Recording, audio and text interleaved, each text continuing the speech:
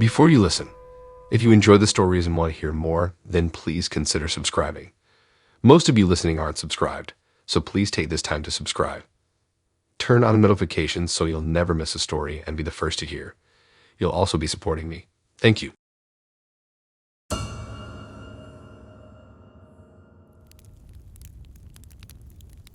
Okay, so let me set the stage.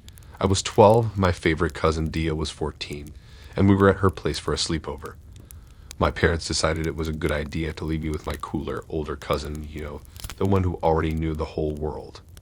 The plan was simple: to laze around, stuff our faces with junk food, and let the magical world of movies engulf us into the late night hours.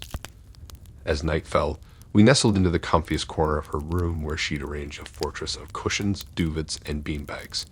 We had the sleepover classics on hand, a bowl of popcorn large enough to serve an army, and our dear uncle, her dad, being the best he could be, ordered a pepperoni pizza with extra cheese. Seriously, I could feel my arteries clogging from the smell alone.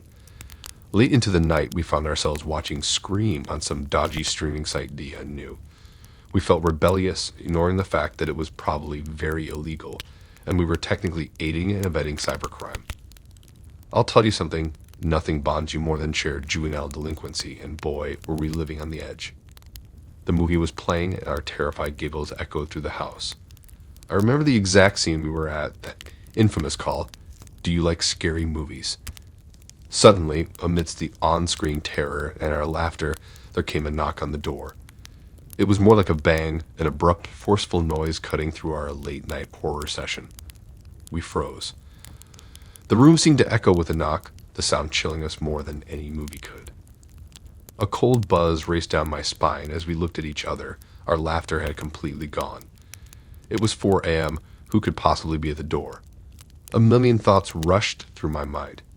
Serial killer, crazy neighbor, mailman with incredibly poor time management skills. We dared not move. We just sat there, as still as statues, holding our breaths. But then the banging intensified, morphing into a rhythmic, desperate plea for help. It was no longer just banging. It was crying, wailing, the shrill voice of a woman echoing in the stillness. It was eerie, unsettling, the kind of sound that crawls under your skin, making every hair stand on end. Slowly, ever so slowly, I crawled towards the window, curious yet terrified of what I might find. I remember how my heart pounded, every beat echoing in my ears, how cold the floor was against my feet, the taste of fear at the back of my throat. The wailing grew louder, more desperate. I peeked out, expecting to see a distressed woman, but there was no one. The empty driveway stared back at me, the porch light illuminating a patch of deserted pavement. The wailing continued, but there was nothing, no one. Panic welled up within me, a tide threatening to drown me. After what seemed like an eternity, I mustered the courage to wake my uncle. I ran to his room, every shadow a lurking threat, every sound magnified by my fear. When I told him, he was surprisingly calm. He picked up his baseball bat, a trusty companion in times of crisis, and went outside to check. But he found nothing, just like me. The sound had stopped by then, leaving behind a silence more ominous than before. The absence of noise seemed to amplify our fear, the empty driveway, a mute witness to our terror. I spent the rest of the night wide awake, the image of the deserted porch echoing ominously in my mind. I found my mind wandering, conjuring twisted scenarios that play out like a B-grade horror movie in my imagination. I mean, who can really blame me? Watching Scream right before bedtime would do that to any 12-year-old, not to mention having a potential ghost lady wailing at the front door. My fear was exacerbated by the deafening silence, punctuated only by the occasional hoot of a night owl, and the rhythmic ticking of the old grandfather clock standing ominously at the far end of the living room. Dia, bless her heart, tried to lighten the mood. She whispered ghost stories in an exaggerated, spooky voice, each tale somehow more eerie than the last. She thought it was funny. I, however, found no humor in the situation. My eyes kept darting towards the window, half expecting to see a spectral figure floating in the darkness.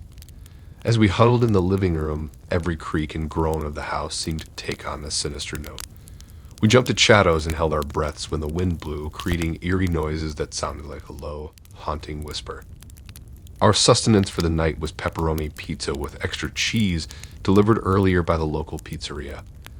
The half-eaten box sat on the coffee table. the usually tantalizing aroma of cheese and pepperoni now serving as a grim reminder of our late-night horror marathon. A bowl of popcorn sat next to it, long forgotten in a rising tide of our fear. I remember thinking that popcorn and pepperoni pizza, the very embodiment of a delightful sleepover, seemed so out of place in our chilling predicament. It was as if they belonged to a different time, a different reality where knocking ghosts and wailing ladies didn't exist. I didn't sleep a wink that night, and so didn't Dia.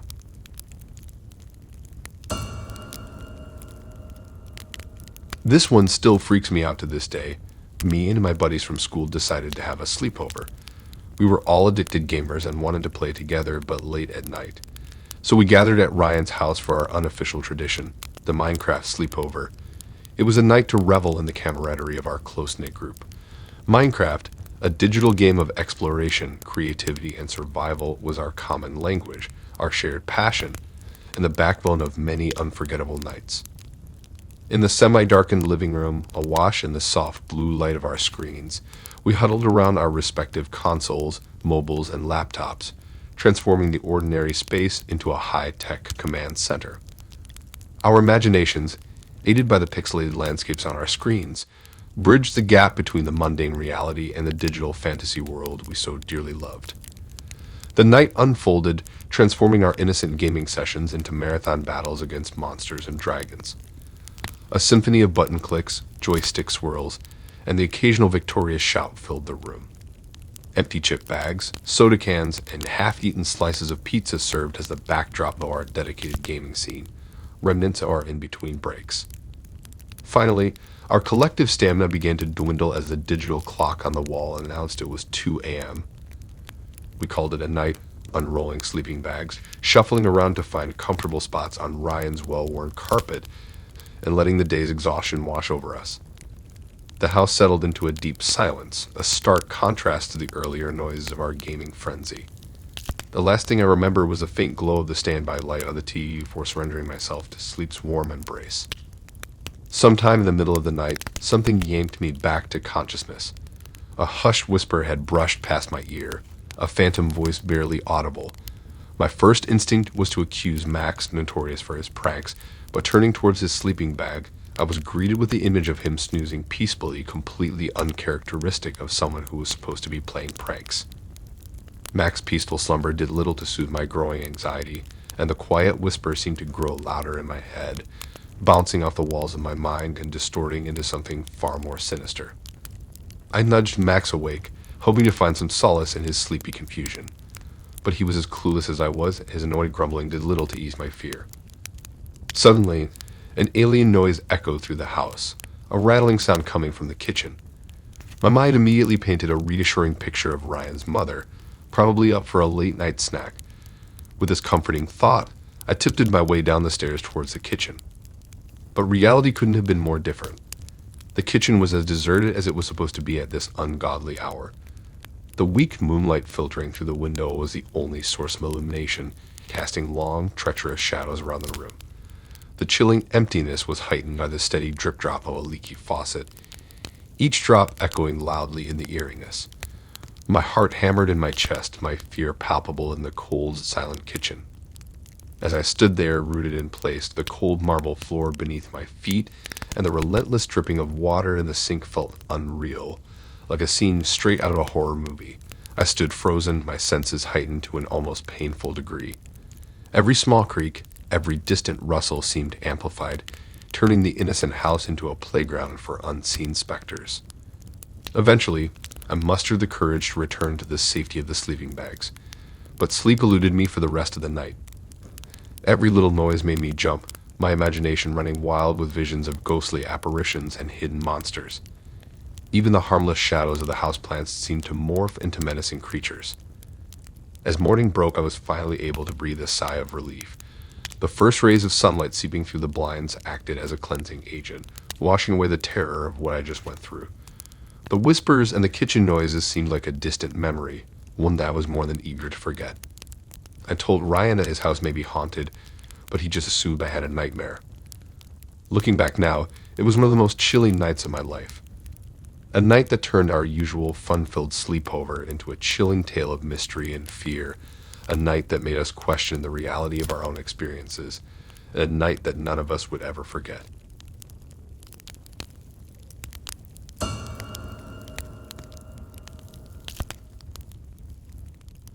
Reconnecting with old friends often brings a sense of warmth and nostalgia, a refreshing reminder of simpler times.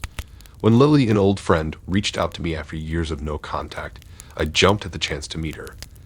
After hours of reminiscing over cups of hot chocolate and shared laughter, Lily invited me over for a sleepover at her place, an offer I gladly accepted, eager to rekindle the bond we once shared.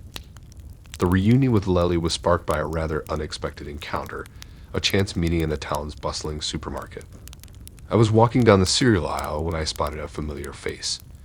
It was Lily, her sunny disposition unchanged, her sparkling eyes as vibrant as they were in our school days. We recognized each other almost instantly, our surprised expressions giving way to warm smiles and a quick hug. We spent a good part of the shopping trip catching up, walking through the maze of aisles as we talked about everything from our personal lives to our shared past. Lily and I had been inseparable during our school years. We were the dynamic duo, always together, be it in the school playground or our respective homes. Our friendship was an intricate tapestry of shared secrets, homework struggles, and memorable sleepovers. We had seen each other through the highs and lows of teenage life, a bond forged by years of shared experiences. However, life had a way of pulling people apart.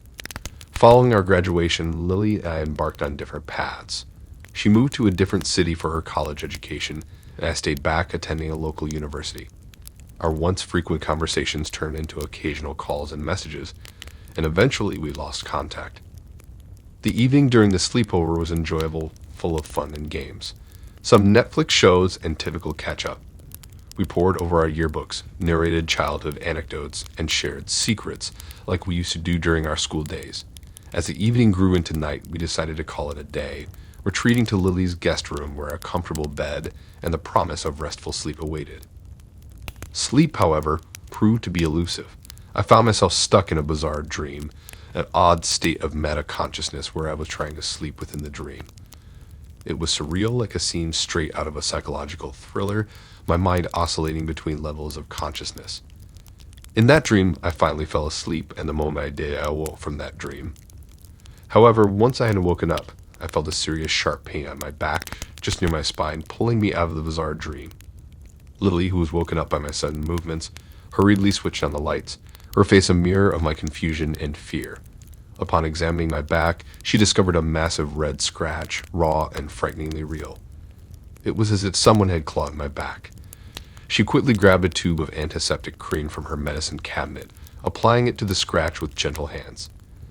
The touch of the cool cream was soothing against the fiery pain, and slowly, I felt my nerves relax. That morning, I left Lily's house, the bizarre dream and mysterious scratch tucked away in the farthest corners of my mind. Back home, I hoped for a peaceful sleep, a reprieve from the nightmarish events of the previous night. But, as if on cue, the same dream pattern resumed. I was in the dream, trying to sleep, my mind floating in the confusing layers of meta-consciousness. This time, I found myself waking up in another dream. I was in my room, the familiar surroundings eerily still in the dim moonlight. And then I noticed her, an old woman, a figure I didn't recognize, standing quietly in the corner of my room. Her face was partially hidden in the shadows, but her eyes, oh, those eyes, they were fixed on me with an unsettling intensity. She stood there in the corner, her figure eerily still against the quiet of the room. Her gaze, steady and unwavering, was fixed on me. An unseen bond of horror connected us, the room echoing with an unspoken fear and unseen threat. A feeling of impending doom took over me, kind of like the calm before a terrible storm. The seconds stretched into what seemed like hours, my fear growing with each passing moment.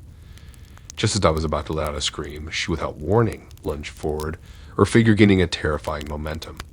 Her eyes grew larger and her face became more distinct, as though the darkness was peeling away from her features. I felt an icy terror clutching my heart as she closed the distance between us with every passing second. Just as I felt her almost upon me, I jolted awake, my body drenched in a cold sweat, my mind all over the place. My room in the cold light of reality offered little comfort as the imprint of the dream, the old woman and her haunting eyes, lingered like a malevolent presence. Thanks for listening in.